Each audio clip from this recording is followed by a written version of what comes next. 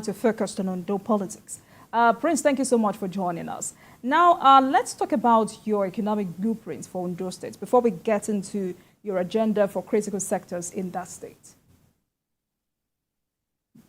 Yeah. You see, there is Ondo State is a well-endowed state. We are blessed with a lot of mineral resources, and we are blessed with good climates. We are blessed with so many things. In the country, Nigeria today, Ondo State is one of the richest in all these natural resources and related things. So I believe that we have no business with poverty. We have no business with lack. And I have a comprehensive plan to recreate the economy of the state and make the state one of the most economically viable states in Nigeria. Agriculture, we have mentioned a little about agriculture. We are going to use agriculture aggressively to drive our economy. Because when you are hungry, there is little or nothing you can do. Even hunger can spike up a lot of crises within the system. So we do everything humanly possible to make sure that the states go entirely green. And that we encourage even individuals to be involved in agriculture. We will engage investors to invest heavily in agriculture. We create an environment for them. So, Prince, when you say you will do everything humanly possible, I want you to give us practical steps. How do you intend to support farmers in boosting food production? What kind of policies will be in place for them to have access to funding? Yeah. What we are going to do in the first instance, what I said earlier about the local government will be replicated at the highest strata of government of the state government. We will equip the Ministry of Agriculture, and we will encourage the farmers by helping them to clear their land, to clear their farmland, to prepare their farmland for them. We'll give them good seedlings.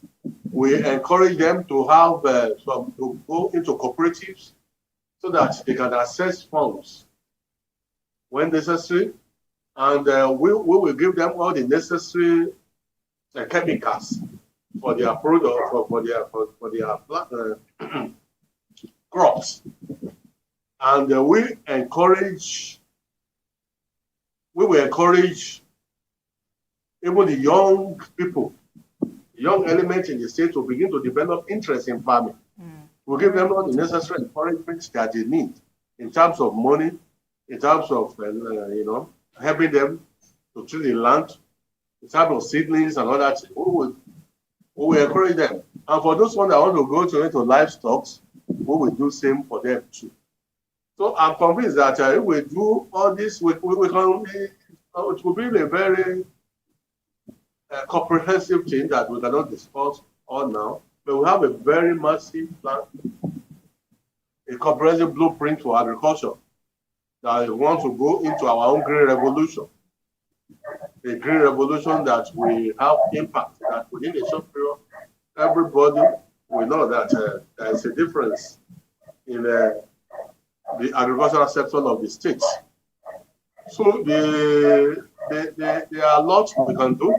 The Riverine area, we encourage the farmers to go into cooperative, that the fishermen to go into cooperative societies. We give them fishing equipment, we give them boats, we give them nets, we give them all things that they need that they can use in fishing. The government want to provide a lot for us in that Riverine area. All right. And that will go a long way in providing protein from that sector. So we will not only restrict it to upland here, for the government, for the state government, we are going to look seriously into even going. We have a plan of go into investment. It's not a very good thing for government to go into investment because of the experience of the past. But we have a radical departure from the normal norms. We will participate in 30% participation in the equity. Then we encourage people from the state and their friends and other investors to come in and take the larger share so that they can bring professional expertise into running all these businesses. We will do it in agricultural sector. We will do it in fish farming. We can encourage, we can set up a big fishing company that will have fishing trucks, fishing trawlers that will be massive business for the investors and for the state. And it will serve in the area of revenue generation, creation of employment for the teeming unemployed people of the state. So all this one we can harness in agriculture, and we go a long way in ameliorating our problems here in sometimes in the area of agriculture. Then the area of other investment that we about the economy of the country. We want to create cottage industries in almost all the local governments. Okay. In our local government, there is no reason why we don't have a cement manufacturing factory here. We bring in investors. We have, as I've said earlier, we have 30% equity share. We bring investors to come and establish a cement manufacturing factory there when we have the raw materials. We will do this. There is Oluwa glass that is moldable. And we have tar sand in abundance that are wasting away by the day. So we have to have a functional electronic glass factory that we encourage. And we are not going to, we will have just 30% equity share there. And there are a lot of investors that are eager to do this. We have secured the federal government approval on the deep sea port. We have the deepest part of the sea in Nigeria here, as we have the longest coast, even in West Africa here. All these things are begging for attention, begging for investors to come in and come upon their funds and come out with massive economic result here. So there are other things, as I've said in my program when I made my declaration. I say in my 200 days or less, I will establish an airline here. All right. Sunshine Air that will have 30% equity. We encourage our investors to come and put down their money. And I understand what I mean by that, the reason why I'm going in that direction. I know it's going to be a very lucrative thing for us here now. It will help us to regulate our economy in the state, create revenue, and at the same time help the people of the state to reduce the stress, the financial stress on the people of the state, people that are flying in and flying out of the state. All right. So it's impressive to hear you talk about the deep sea ports, because I was going to take you up on that, on how you intend to work to ensure that the dream of having a deep sea port in Ondo becomes a reality. But in terms of security, what will you do to strengthen and improve on the achievements of Amotekun? Yes, on security is a very vital area, because you need a very secure environment for business to thrive, and for people to be able to go about their businesses without any fear of being molested or being kidnapped or whatever. Amotekun is a very good initiative, and they are doing very well. But what we should do to improve Amotekun, number one, is having a dialogue, an interface with the federal government to allow the Amotekun to carry good arms, sophisticated arms. As much as the criminal can be going about with very sophisticated arms, harassing people all about the country, what stops a legitimate state security outfit not to be able to carry good arms? It's unfair. It's unfair. And it goes a long way in escalating the precarious security situation. But if these people have sophisticated arms, they'll be able to meet the marauders and the kidnappers and the criminals and beat them to their games. So we do that, and I know the government, the federal government is listening, we understand. They will reach a compromise on that. Then we will give more incentives. We will secure this, we will ensure these people, these are Amateku people, so that we encourage them to be able to face the criminals headlong. Then I want to call for a security summit. It can be carried out in Nigeria or outside Nigeria, where we mobilize all the citizens of the state at home and in diaspora, especially our very successful indigenes that are littered all over the world. We'll bring them together. We'll beg them to connect their friends, both corporate and private friends or whatever, to raise a security fund. It could be any amount that will be administered by the very credible people, including those people in diaspora, so that we will be able to have very sophisticated equipment to use by our security outfit. We need very sophisticated modern drones in our forest, so that we can monitor all the activities of criminals in our forest. Because that is their abode, that is their operation areas. By the time we can adequately monitor our forest, and we cannot, the state government cannot afford all these things. But if our citizens come together and come to our rescue and are convinced with our sincerity in nipping this problem of the security, then they will come to our rescue. They will encourage their friends, both corporate and private, to come and see what they can do for us. And by that, it's not only in cash, but in cash and kinds. In equipment, you can come, give us equipment. We need Land Rover that will be able to traverse our thick forest. We need all sorts of things. We need forest camp equipment that will encourage the Amateku people to be able to have camps even in our forest. And we need even helicopters that will keep surveillance on all our forest, so that we monitor the activities going in the forest. And by the time all these things are well coordinated, and no any human being will be allowed to go inside any of our forests without identification. If you are going to be in the forest, you must have reasons to be there. You will have to have a biometric registration. If you are a herder, we will be registered, and you carry your identity card as a herder. If you are a farmer, you will be registered to be a farmer. You carry your identity card to your farm. And if you are going, if you are a hunter too, same, it's applicable to you.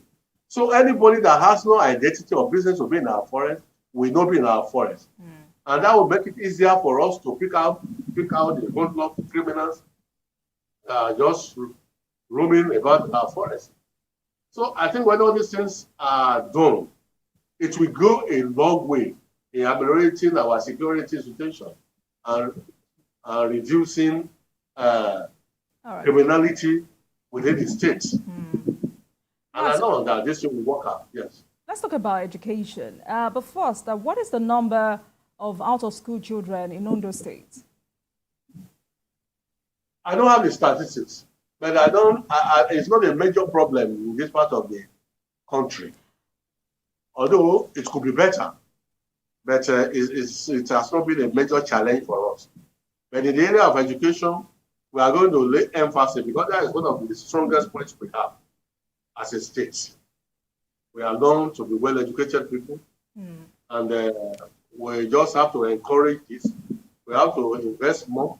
We have to put more money in the budget of education ahead. So education, because education drives everything. When you have sound education, especially at the beginning, you are going to have a great nation, a great society. So we never toy with the issue of education, and will not encourage children to be out of school for whatever reason. We won't encourage it. I will make legislation that will discourage that, so that every child of the school age must be in school. And we have beautiful schools in Ondo State. Yeah, we have all these beautiful schools that was built by one of our pastors, and these schools are still not properly used. They are utilized. So we have enough space for children to be in school here. So we will not encourage students to be out of Right. school, even if that's been our major problem. But Prince, as someone who wants to become the governor of Ondo State, I believe you should have the statistics. Because according to Superb, Ondo State has 240,000 out-of-school children. It's a challenge. And what Superb is saying just about last week is that the notion that Ondo State is the bedrock of education is being eroded. What do you intend to do about this? Yes, you see, I've said it that is one of the greatest crimes we have, education. And we will not allow it to suffer in any form. We know the problems. We know the problems, and we are going to encourage people, because poverty has been a problem for everybody, not only this part of the country. And we know that people are going through excruciating pains in getting money, getting means to put some of their, lives in school. But we can say that with the government, we go a long way. I cannot say emphatically about free education. The government should be able to look at what is available and what can be generated and what we can afford to do, or you can just jump into it. But I can assure the people of the state that we will encourage children to be in school. We'll give them qualitative education. All right. And we'll make sure that we create a good enabling environment for children to study, and we will equip the schools and encourage our teachers to be committed to their profession in bringing up these young ones. All right, Prince. All right. Let's talk about climate change-induced disaster in Ondo State. Because as we speak, Ayetoro Town is being submerged by the Atlantic. What's your plan to fix this? Yeah, it's our problem. And anything that is our problem must be faced head on. The Ayetoro sea surge has always been a menace, and it has been a problem for all of us. So we will beg the federal government to come to our rescue so that we'll find a lasting solution to some of these problems. And at the same time, we have to mobilize the NDDC that has Ondo State as one of the areas that they are supposed to, that they are mandate areas. And we know that if serious attention is given to all these things, and the federal government is adequately involved, and the state government plays our own important role, these problems will be solved. Because we cannot allow it to deteriorate so that a whole set of people will not be washed away permanently. But I know that private governments have been making their own little efforts here, but we will do much, much better to solve that problem of sea incursion and other ecological problems within our climate. Quickly before I let you go, Prince, recently you charged the president to take the census project to a higher level by incorporating scientific methodologies into the data collection process. How important is this to the development and progress of Nigeria? In less than 1 minute. Yeah, we are talking specifically about the biometric application. And we have gone into scientific methodology, we have gone digital, and we have done a lot in this direction. But it will be a crown ahead of all these efforts. That is the biometric application. And that will make the whole team, everything perfect.